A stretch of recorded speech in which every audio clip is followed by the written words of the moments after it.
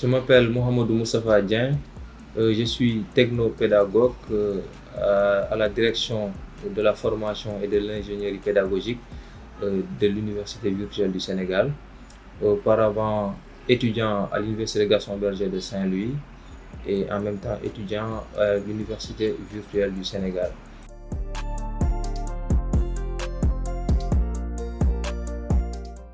Mon travail au quotidien consiste à médiatiser et à scénariser les cours afin qu'ils soient accessibles aux étudiants sur la plateforme Moodle. Et en quelque sorte, le travail, c'est de scénariser et de médiatiser les cours.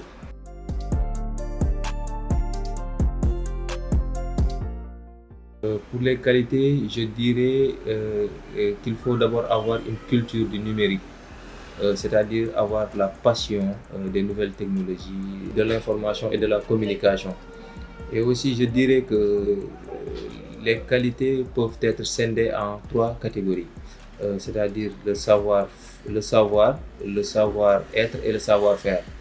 Donc, pour le savoir, il faut avoir des compétences ou bien maîtriser l'informatique bureautique, mais aussi maîtriser le e-learning et savoir maîtriser les plateformes comme Moodle, ainsi de suite. Donc pour le savoir-être, il faut être motivé d'abord, il faut aussi être assidu, être disponible, avoir le sens de la responsabilité. Pour la dernière catégorie, il faut être capable de scénariser et de médiatiser dans un learning management system. Donc c'est une plateforme comme le Moodle et ainsi de suite. Donc c'est ça pour la dernière catégorie, pour les compétences requises pour exercer ce métier.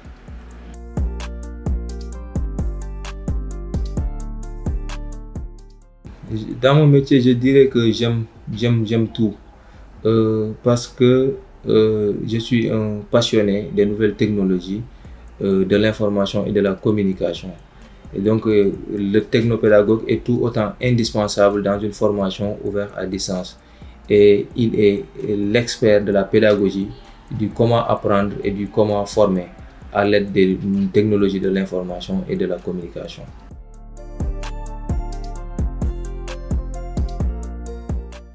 Pour les inconvénients, je dirais que comme tout autre métier,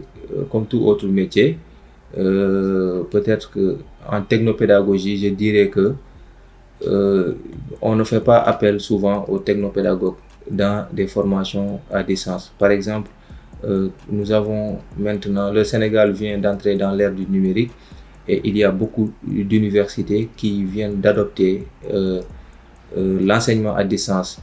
Et pour cela, le technopédagogue est indispensable. Le technopédagogue doit être le socle de cette formation-là. Donc, si on envisage de créer ou bien d'ouvrir une formation à distance, donc on doit certainement faire appel au technopédagogue. Peut-être que c'est cher ou bien c'est coûteux, donc on peut comprendre, mais on veut quand même que les gens appellent les technopédagogues pour l'élaboration de leur formation à distance.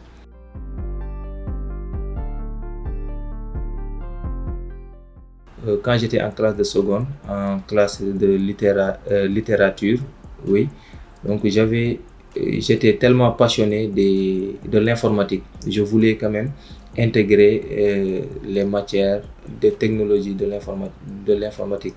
Et malheureusement, dans notre pays ou bien dans notre système éducatif, on est condamné à suivre la littérature tant que nous ne sommes pas issus des filières scientifiques.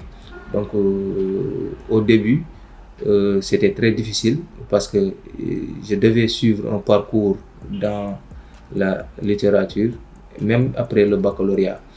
Et par la suite, j'ai eu mon baccalauréat au lycée Charles de Gaulle de Saint-Louis. J'ai été orienté à l'université Gaston Berger de Saint-Louis, à l'UFR des civilisations, religion, art et communication. Et là-bas aussi, j'ai suivi des cours un peu technologiques comme la cartographie, comme l'infographie aussi, je l'ai suivi à l'UGB. Et quand j'ai eu ma licence, j'ai reçu un appel à candidature de l'Université virtuelle du Sénégal. disant qu'ils ont ouvert une formation en sciences de l'éducation où il y avait une possibilité d'intégrer les technologies éducatives. Donc je me suis dit que c'est la chance. Donc je vais m'inscrire, je vais d'abord déposer ma candidature. Et quand j'ai déposé, une semaine après, j'ai reçu un avis favorable de l'université virtuelle pour me dire que j'ai le droit de m'inscrire. C'est là que j'ai décidé quand même de suivre mon rêve dès le début qui était d'intégrer les technologies numériques. Par ailleurs, je peux ajouter le moment où j'ai décidé aussi de m'orienter dans ce métier, lorsque j'ai été sélectionné par Gauche Institut et Institut français dans un programme qui s'appelle Ayada Lab, où j'ai eu à rencontrer des start-upers. Ces jeunes aussi m'ont motivé parce que j'en ai vu des jeunes extraordinaires qui ont développé des choses extraordinaires en tant que jeunes et en tant qu'Africains. Eux aussi, ils m'ont motivé.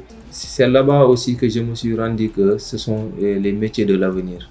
Donc que je devais me concentrer sur les nouvelles technologies de l'information et de la communication.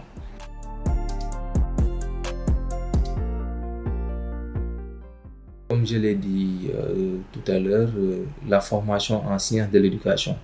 Et j'ai eu à faire une formation en sciences de l'éducation, parcours technologie éducative, où on sort en tant qu'ingénieur technopédagogue.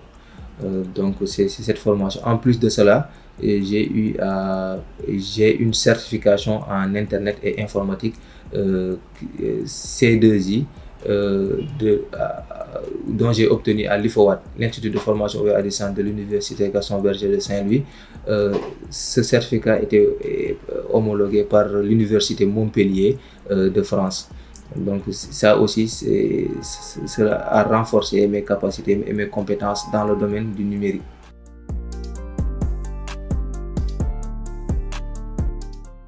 Oui, durant ma formation, j'ai eu à faire un stage en tant que technopédagogue à l'IFOAT, l'Institut de formation vers la distance qui se trouve à l'UGB. Là-bas aussi, vous savez que l'UGB fait partie des premières universités à adopter l'enseignement à distance à travers l'IFOAT, l'Institut de formation vers la distance. Donc là-bas aussi, j'ai eu à faire un stage en tant que technopédagogue et encadré par M. Gaye et le CSA aussi, M. Cheikh Gaye. Donc j'ai fait un stage similaire à cela.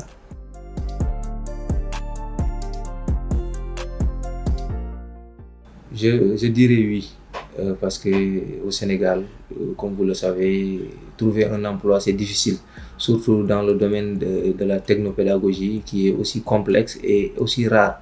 On ne voit pas souvent des technopédagogues, mais aussi chacun se proclame technopédagogue alors qu'ils n'ont pas suivi les formations, qu'ils n'ont pas les aptitudes nécessaires pour devenir un technopédagogue. Donc trouver un emploi dans ce domaine-là est très difficile.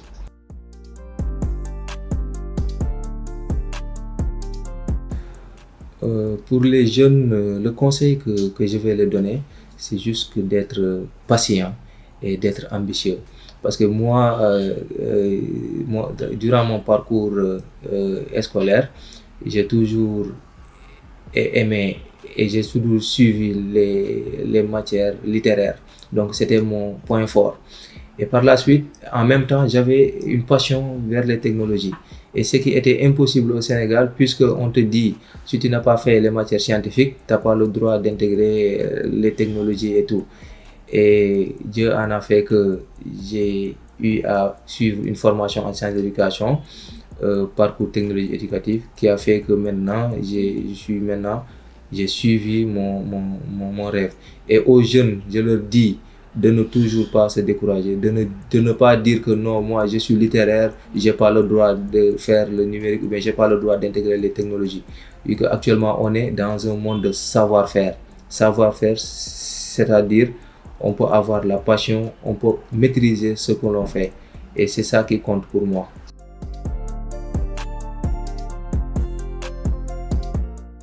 Les possibilités d'évolution, je dirais, je peux être consultant en technopédagogue, je peux être aussi responsable de direction en tant qu'ingénieur technopédagogue, même aussi travailler dans les ministères en tant que technopédagogue. Mon dernier mot revient à remercier Campus Teranga de cette belle initiative de faire le portrait des jeunes diplômés, ou bien des jeunes qui viennent d'intégrer un métier. Donc, je m'en réjouis et je suis époustouflé de cet entretien. Je remercie brièvement Campus Teranga. Vraiment, c'est une très belle initiative de rencontrer les jeunes, de parler de leurs ambitions et de parler de leurs expériences durant leur formation et durant leur intégration dans le milieu professionnel. Donc, je vous remercie.